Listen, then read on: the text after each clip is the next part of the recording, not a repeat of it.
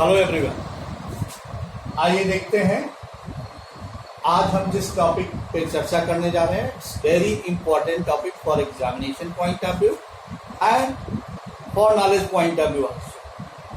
Quadratic equation आपने already polynomial पढ़ लिया है और उस पॉलिनोमियल में आपने डिफरेंट टाइप ऑफ पॉलिनोमियल पढ़ा था। उसी डिफरेंट टाइप ऑफ पॉलिनोमियल में एक पॉलिनोमियल आपने क्वाड्रेटिक पॉलिनोमियल भी पढ़ा और उसी पॉलिनोमियल के बेस पे हम इसको डिफाइन करते हैं। आपने क्या पढ़ा था पॉलिनोमियल में? वो पॉलिनोमियल जिसकी डिग्री 2 है उसे हम क्वाड्रेटिक पॉलिनोमियल कहते हैं। तो वो इक्वेशन भी जिसकी डिग्री 2 होगी वो कैसा इक्वेशन होगा? Quadratic equation. सिंपल सी बात। आपने जैसे पॉलिनोमियल में पढ़ा था, सिंपली पॉलिनोमियल को जब आप जीरोस निकालते हैं तो इजिकल टू 0 कर देते हैं और इजिकल टू का साइन लगते ही इस पॉलिनोमियल में इक्वेशन बन जाता है। तो उस इक्वेशन को, जिस इक्वेशन में आपने पॉलिनोमियल में जिसमें पढ़ा था कि सेकेंड डिग्री जो भी पॉलिनोमियल होगा वो क्वाड्रेटिक होगा, उसी तरह डेफिनेशन ऑफ क्वाड्रेटिक इक्वेशन क्या होगा? Second degree equation is known as quadratic equation. कैसा इक्वेशन? Second degree. कंडीशन क्या है? सेकेंड डिग्री होना चाहिए। इक्वेशन कैसा होना चाहिए? Second degree. तो स्टैंडर्ड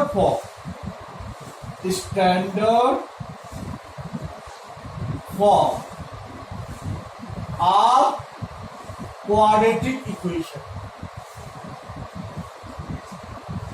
देखिए स्टैंडर्ड फॉर्म क्या होता है। Standard form of quadratic equation कैसा होगा तो देखेंगे ax square plus bx plus c equal to 0। This is standard form. Condition apply a is not equal. a, b and c can be any real number, can be any real number. ये कुछ भी हो सकता है accept this one, कि ये नहीं हो सकता। ये क्यों नहीं हो सकता? इसके साथ ये कंडीशन है, अगर ये 0 हो जाएगा तो ये इक्वेशन क्वाड्रेटिक नहीं रह जाएगा।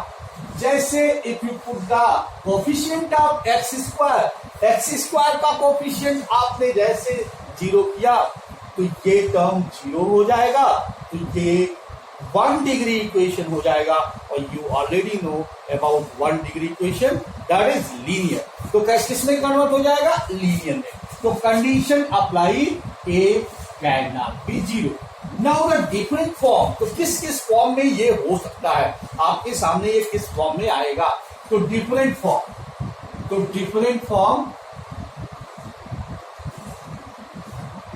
Of quadratic equation.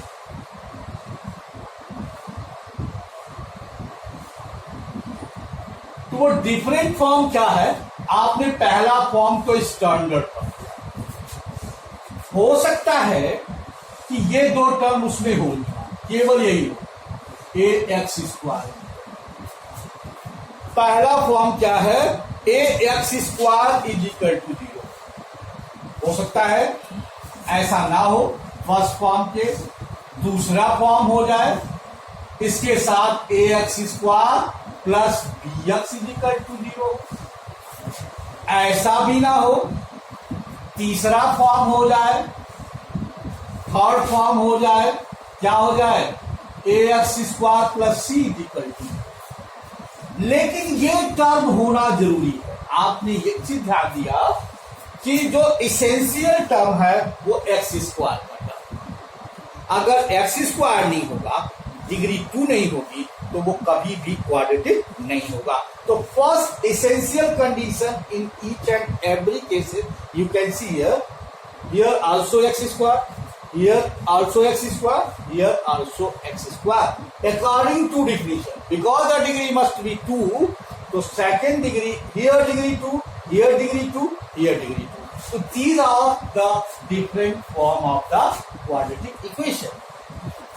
जब पता चल गया कि ये क्वाड्रेटिक इक्वेशन होता कैसे, फिर आपको उसका सलूशन निकालना।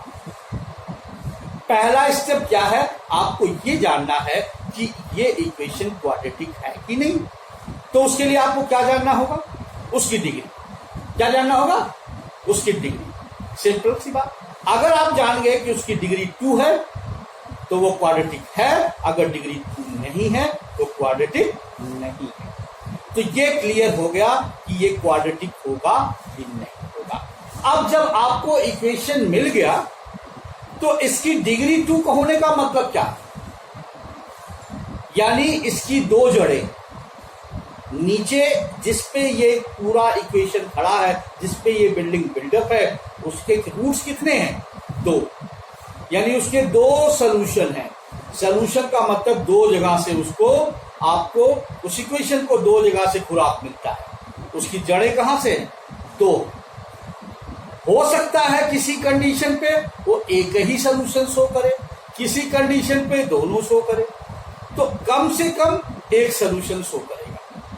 तो उसकी रूट्स मैक्सिमम कितनी है, 2 से ज्यादा रूट्स नहीं हो सकती, क्योंकि इसकी डिग्री क्या है, 2। तो ये कंडीशन हो गई कि इसके कितने सॉल्यूशन होंगे, इसके कितने रूट्स होंगे। रूट्स एंड सॉल्यूशन डिसाइड हो गया, इसके 2 होंगे। तो अब हम इसके सॉल्यूशन कैसे निकालते हैं, आइए देखते हैं इसके अब आइए देखते हैं कि हम कैसे क्वाड्रेटिक इक्वेशन के रूट्स फाइंड आउट करेंगे। हमारा टारगेट क्या है, रूट्स फाइंड आउट करना। तो अब उस रूट्स को कैसे फाइंड आउट करेंगे, उसका सॉल्यूशन कैसे करेंगे, उसको सॉल्व कैसे करेंगे, और उसके कितने सॉल्यूशन पॉसिबल। पहले तो हमें ये पता होना चाहिए कि इस क्वाड्रेटिक के फॉर्म के कितने रूट्स होंगे। तब हम ट्राई करेंगे कि एक रूट है तो एक रूट निकाल लें, अगर 2 रूट्स है तो 2 रूट्स निकालें। तो हम पहले डिफरेंट फॉर्म में हम देखते हैं। स्टैंडर्ड फॉर्म में हम पहले बाद में जाते हैं। पहले हम हम क्या करते हैं, पहले हम एक सिंपल फॉर्म स्टैंडर्ड फॉर्म तक पहुंचाएंगे। पहले हमने जब पहला केस लिया, फर्स्ट केस वाला ax²।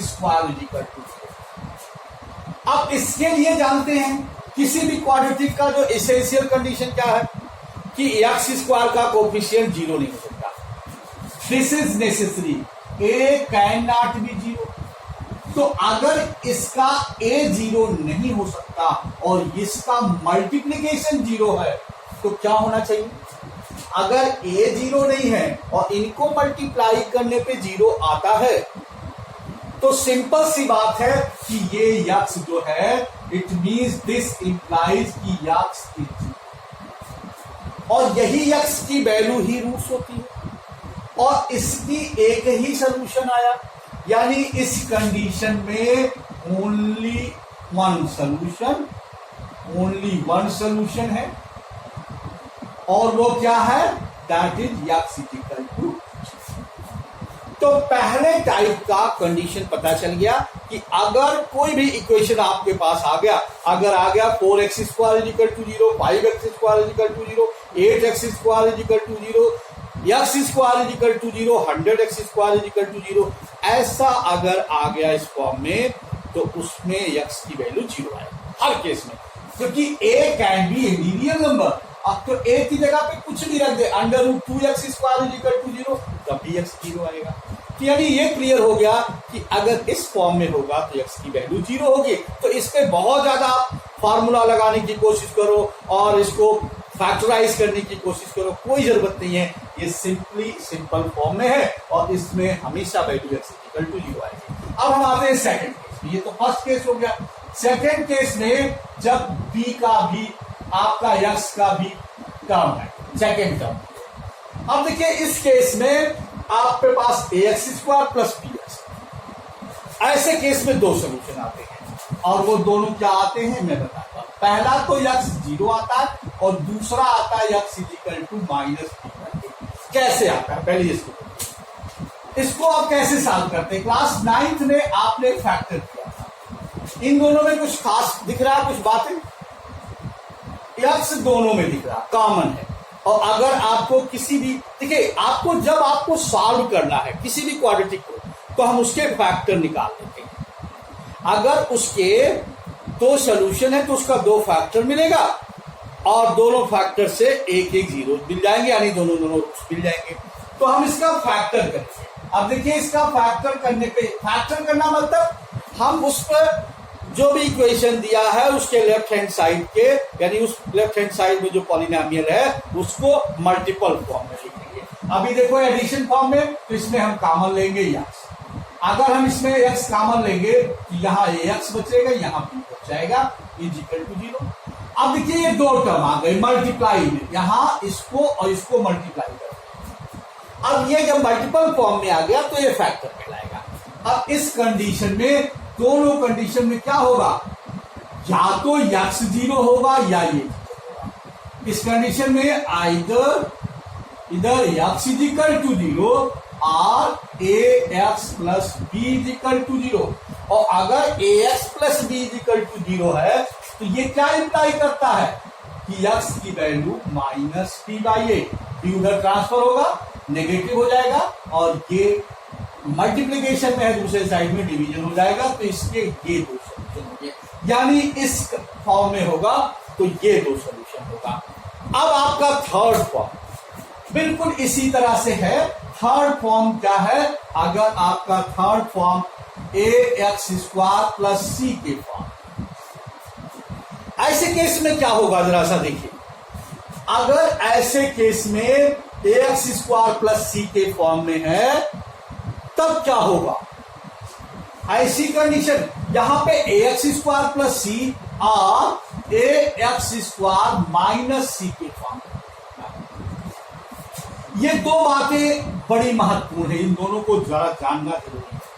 अगर ax स्क्वायर प्लस c के फॉर्म में आ जाएगा, यानी ये टर्म परफेक्ट स्क्वायर आपका x स्क्वायर परफेक्ट में है और ये प्लस है, और यहां पे x स्क्वायर के साथ क्या जुड़ा हुआ, माइनस। इस कंडीशन में और इस कंडीशन में क्या सोल्यूशन आएंगे जरा देखिए। थोड़ा विशेष बात यहीं पे समझने की बात होती है, और यहीं से वो डेराइव हुआ कि सोल्यूशन कब रियल होगा और कब रियल नहीं होगा। अब यहां पे देखिए, अगर हम इसको सॉल्व करें तो ax स्क्वायर c को उधर करेंगे तो क्या आएगा, और यहां से x स्क्वायर की वैल्यू क्या आ गई, माइनस c बाई ए। और ये बताइए किसी माइनस टर्म का कभी भी अंडर रूट निकलता है? कंफ्यूजन में आप रहते हैं तो ये बात ध्यान रखिएगा, हमेशा माइंड में रखिएगा। अगर कोई भी माइनस टर्म है तो उसका स्क्वायर रूट आप नहीं निकाल सकते। क्यों नहीं निकाल सकते? क्योंकि जब भी हम किसी का स्क्वायर करते हैं तो नेगेटिव आ ही नहीं सकता, ऑलवेज पॉजिटिव। तो अगर स्क्वायर करने पे ऑलवेज पॉजिटिव होगा तो यानी केवल पॉजिटिव नंबर का ही स्क्वायर रूट निकलेगा। तो इस कंडीशन में, ऐसे कंडीशन में नो रियल रूट्स होते हैं, इसका कोई भी रियल सोल्यूशन नहीं होता। और ये जब केस होता है ax square minus c equal to 0, ऐसे केस में सोल्यूशन हो जाएगा, क्योंकि x square is equal to आएगा c by A. This implies x is equal to plus minus under root c by, यानी इसके दो सोल्यूशन होंगे, एक पॉजिटिव में एक नेगेटिव में। तो ये ध्यान रखने की बात है। और इसी कंडीशन को अभी हम जब श्रीधराचार्य फार्मूले को बताएंगे तो उसमें कंडीशन अप्लाई करके बताएंगे कि कब सोल्यूशन रियल होगा, कब रियल एंड डिस्टिंक्ट होगा, कब रियल एंड सेम होगा, और कब नो रियल सोल्यूशन होगा। तो आइए वन बाय वन, अभी हम पहले जो आपको पता चला कि इस कंडीशन पे केवल एक सोल्यूशन होगा, इस कंडीशन पे दो सोल्यूशन होगा, और दोनों रियल हैं और डिस्टिंक्ट हैं। और इस कंडीशन में दो केसेस आए, इस कंडीशन के दो केसेस हैं कि यहां अगर पॉजिटिव है तो नो रियल सोल्यूशन, यहां नेगेटिव हो गया तो रियल सोल्यूशन होगा। अब हम डिफरेंट केसेस के लिए एग्जांपल लेते हैं। आइए अब हम देखते हैं कि जब स्टैंडर्ड फॉर्म में होगा तो सोल्यूशन क्या होगा और कैसे फाइंड आउट करते हैं, क्या होगा और कैसे फाइंड आउट करेंगे, ये हम बड़े ध्यान से देखेंगे। तो देखिए, पहला स्टैंडर्ड फॉर्म हम लिखेंगे। कौन सा स्टैंडर्ड फॉर्म है? ax square plus bx plus c। देखिए इस फॉर्म को जब हम सोल्यूशन निकालते हैं तो हमारे पास दो मेथड है स्पेशली। पहला मेथड हम मिडिल टर्म स्प्लिटिंग, जो आज क्लास 9th में आप फैक्टराइजेशन करते रहे, मिडिल टर्म स्प्लिटिंग से आप इसको फैक्टराइज कर लेते हैं और दो फैक्टर निकाल के उसका जीरो निकाल लेंगे या उसका सोल्यूशन निकाल लेंगे। और दूसरा होता है कंप्लीटिंग स्क्वायर मेथड। ये जो कंप्लीटिंग स्क्वायर मेथड है ये एक्चुअली आप कहिए कि वो सारे का निचोड़ है जिससे किसी टाइप के इक्वेशन का सोल्यूशन निकल सकता है। इवन श्रीधराचार्य फार्मूला भी इसी कंप्लीटिंग स्क्वायर मेथड से निकल आएगा। अब आइए देखते हैं इसमें सोल्यूशन क्या होता है।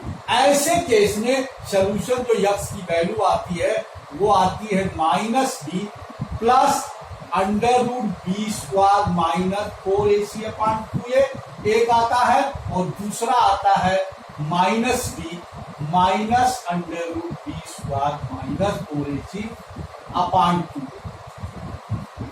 अब इसके साथ भी ये कंडीशन है कि ये कब आएगा। ये आने के लिए सॉल्यूशन ये आएगा, लेकिन ये कंडीशनल है। कंडीशनल ये है ये दोनों अलग अलग तब आएंगे। कंडीशन इसके साथ मैं अप्लाई बता देता हूं। जब इसके साथ ये कंडीशन है कि जब क्या होगा, जो ये b स्क्वायर माइनस 4ac, यहां से b स्क्वायर करिए और 4ac को माइनस करिए, ग्रेटर देन 0 होगा, तब ये दोनों कंडीशन। दूसरा इसी का सलूशन आ जाएगा सेकंड केस में। ये तो फर्स्ट केस में है, सेकंड केस में x इजिकल टू -b/a आता, केवल एक ही वैल्यू आएगी। इसी का सलूशन ये भी आएगा सेकंड केस में, कब? जब b square minus 4ac equal to 0 हो जाता है। और तीसरा जो थर्ड केस है जिसपे कोई सलूशन नहीं आता, वो होता है जब b square minus 4ac less than 0, तो नो रियल सलूशन। तो कोई भी रियल सॉल्यूशन होता नहीं। यानी ये जो b स्क्वायर माइनस 4ac है इसे हम डिस्क्रिमिनेंट कहते हैं। अभी हम इसको एक्सप्लेन करेंगे डिटेल में। पहले ये जान लीजिए कंडीशन क्या है। स्टैंडर्ड फॉर्म के इतने टाइप के सॉल्यूशन आते हैं, या तो ये टाइप या तो ये टाइप, यही दो ही टाइप का सॉल्यूशन आता है। आपने किसी भी फॉर्म के यही आते हैं। अब यहां पे इस वाले वैल्यू पे डिपेंड करेगा, तो यानी ये टाइप सोल्यूशन है या ये टाइप सोल्यूशन है, आपके पास इतने ही सोल्यूशन इसके पॉसिबल है। अब देखिए 1 बाय 1 हम लोग कैसे इस इक्वेशन के सोल्यूशन आया कहां से।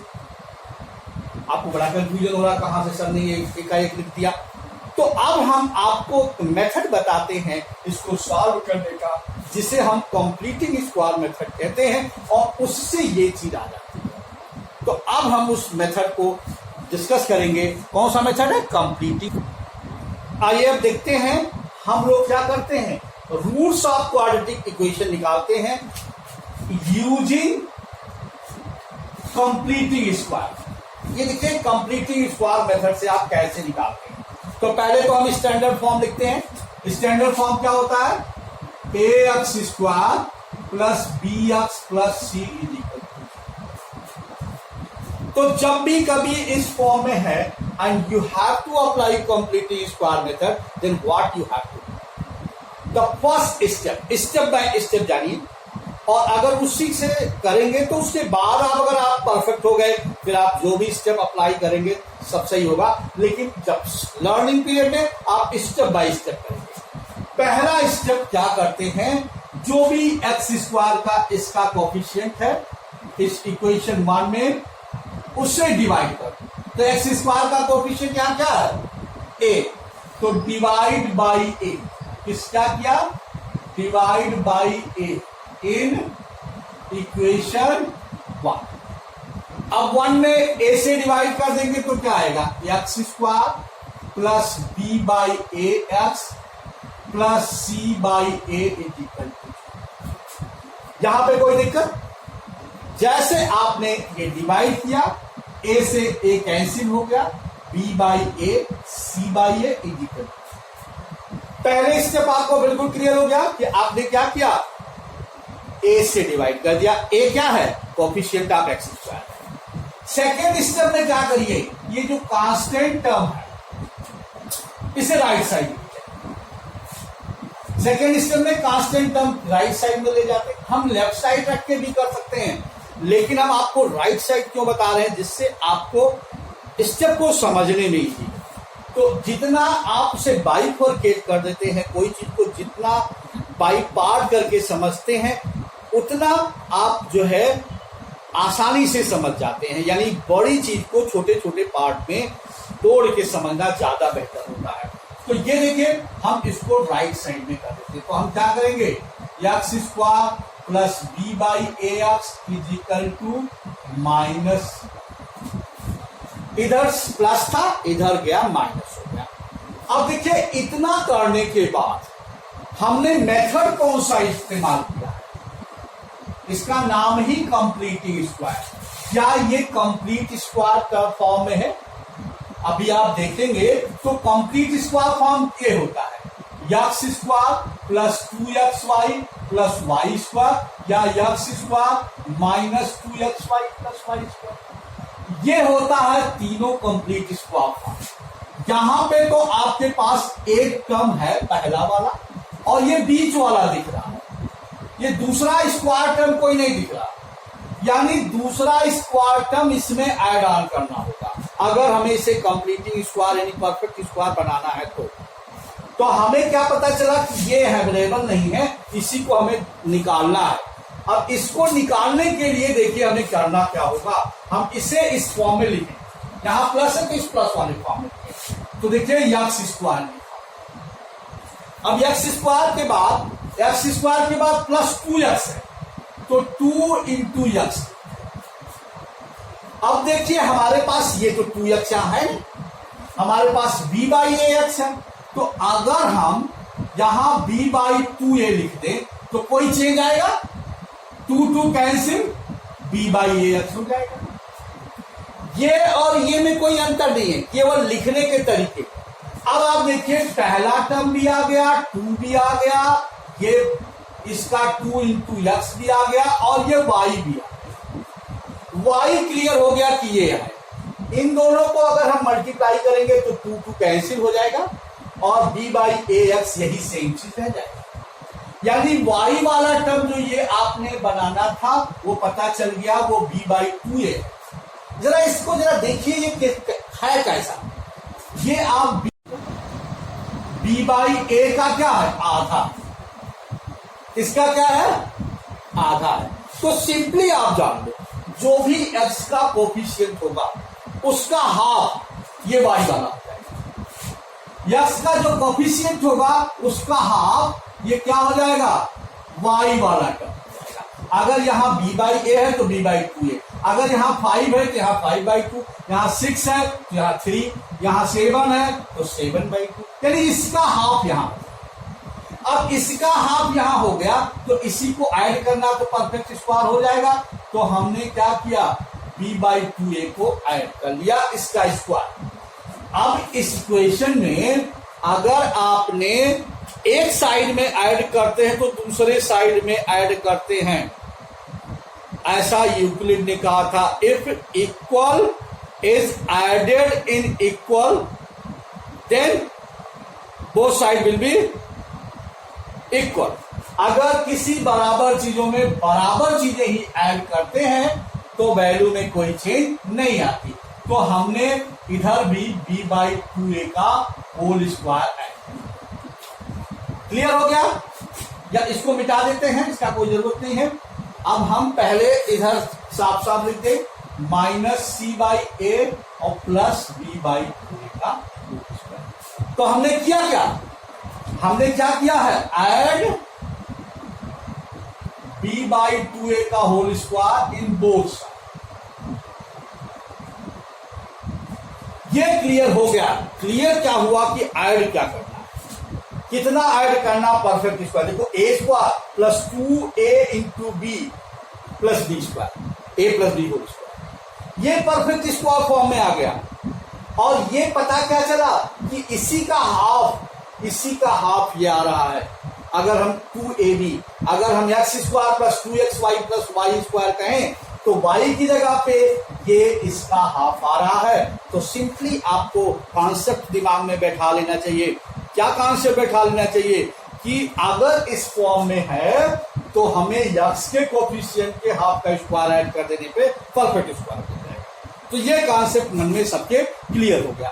अब इसको देखिए, हम इसे परफेक्ट स्क्वायर, यहां प्लस है तो ये हो जाएगा x plus B by 2a का होल स्क्वायर। इधर perfect A plus B whole square, A square plus 2ab plus B square. इसी को हमने जो एक्सपैंड फॉर्म में था उसे हम कॉन्साइड फॉर्म में दिया। अब इधर वाले को देखो, minus C by A plus B square upon 4 square. अब इधर वाले को जरा ऐड कर लो, x plus B by 2a का होल स्क्वायर, ये 4a स्क्वायर एलसीएम हो गया। a से डिवाइड करेंगे 4a स्क्वायर में क्या आएगा 4a, ये minus 4ac plus B square. ये क्या आ गया b square minus 4ac upon 4a square. ये आ गया। हम b स्क्वायर को पहले, पॉजिटिव टर्म को पहले लिख दिए, जैसे आपको दिखने में ये कॉम्प्लिकेटेड ना दिखे, है ना। पहले ही नेगेटिव लिख दो तो थोड़ा कॉम्प्लिकेटेड दिखता है, तो आपने ये लिख दिया। अब देखो, ये अगर स्क्वायर है तो अगर इसकी वैल्यू निकालेंगे तो इसके पहले क्या लग जाएगा अंडर रूट। तो ये x plus B by 2a की वैल्यू आ जाएगी plus minus under root B square minus 4ac upon 4a square. अब इसका 4a स्क्वायर का तो आप स्क्वायर रूट निकाल लोगे, इससे हम लिख सकते हैं plus minus B square minus 4ac और 4a स्क्वायर का स्क्वायर रूट 2। तो ये x plus B by 2a की वैल्यू आपको क्लियर हो गई कि ये क्या होगी। I hope it is clear. दिख रहा है ना, सारे लोगों को क्लियर है कि ये क्या होगा। ये अब इसकी वैल्यू आ गई तो फिर x की वैल्यू देखिए, x की वैल्यू इस बॉक्स में, इस b बाई 2a को उधर ले जाइए तो x इक्वल टू आ जाएगा minus b by 2a plus minus under root B square minus 4ac upon 2a। अब जरा इस बॉक्स में जरा सा ध्यान से देखिए, दोनों में डिनोमिनेटर 2a, दोनों का डिनोमिनेटर क्या है 2a है। तो हम इससे एक फार्मूला पा जाएंगे। वो क्या फार्मूला पा जाएंगे, x equal to minus B plus minus under root B square minus 4ac upon 2a। ये आपका ये फार्मूला क्वाड्रेटिक को सॉल्व करने का ब्रह्मास्त्र। तो इसी फार्मूले से दो वैल्यू जो हमने आपको बताया था, एक value minus B plus under root B square minus 4ac upon 2a और दूसरा माइनस बी माइनस के साथ बताया था वो है। तो एक minus B plus under root B square minus 4ac upon 2a, दूसरा minus b minus under root B square minus 4ac upon 2a। ठीक है, तो इसके इस तरह के सॉल्यूशन पॉसिबल है।